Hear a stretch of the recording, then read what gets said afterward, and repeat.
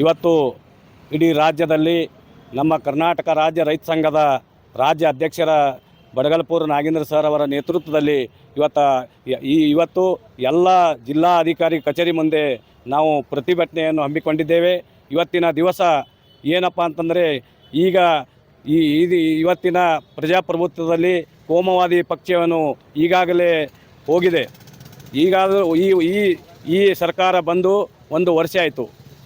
ಹೀಗೆ ಮೊನ್ನೆ ನಮ್ಮ ಕರ್ನಾಟಕ ರಾಜ್ಯದಲ್ಲಿ ಇವತ್ತೇನಪ್ಪ ಅಂತಂದ್ರೆ ನಮ್ಮ ಬೆಳೆ ವಿಮೆ ಫಸಲ್ ಬಿಮಾ ಯೋಜನೆ ಅನ್ನು ಇವತ್ತು 2 ತಿಂಗಳ ಹಿಂದಗಡೆ ಇವತ್ತೇನಪ್ಪ ಅಂತಂದ್ರೆ BR ಪಾಟೀಲರು ಕಲಬುರಗಿಯಲ್ಲಿ ಪ್ರತಿಭಟನೆಯನ್ನು ಮಾಡಿ ಇವತ್ತೇನಪ್ಪ ಅಂತಂದ್ರೆ ಕಲಬುರಗಿ ಜಿಲ್ಲೆಯಲ್ಲಿ ಫಸಲ್ ಬಿಮಾ ಯೋಜನೆಯನ್ನು ತಂದಿದ್ದಾರೆ.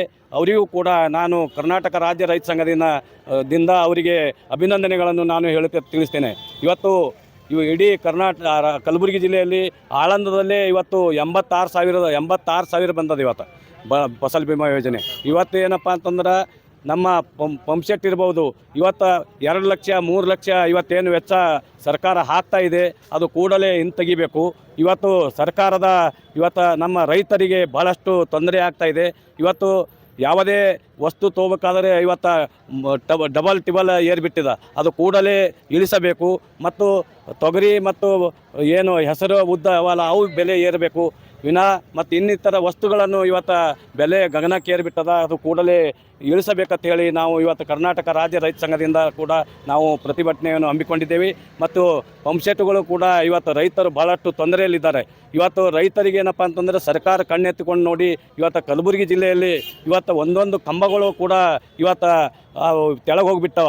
ಜೆಕ್ಸಮ್ದವರು ಅವು ಸರಿಯಾಗಿ ನೋಡಿ ಅವು ಏನು ಕಂಬಗಳು ಕೂಡ ಎತ್ತಾಕಿ ರೈತರಿಗೆ ಇವತ್ತು ಅನುಕೂಲ ಮಾಡಿಕೊಡ್ಬೇಕಂತ ಹೇಳಿ ನಾವು ಅದನ್ನು ಕೂಡ ಇವತ್ತು ಕಲಬುರಗಿ ವತಿಯಿಂದ ತಿಳಿಸ್ತಾ ಇದ್ದೀವಿ. ಮತ್ತೊಂದು ಏನಪ್ಪ ಅಂತಂದ್ರೆ ಇವತ್ತಿನ ದಿನ ಈಗ ಹಿಂದಿದ್ದಂಥ ಸರ್ಕಾರದಲ್ಲಿ ಮತ್ತು ಸರ್ಕಾರ ಘೋಷಣೆ ಮಾಡಿತ್ತು, ಬರಗಾಲ ಕಲಬುರಗಿ ಘೋಷಣೆ ಮಾಡಿತ್ತು.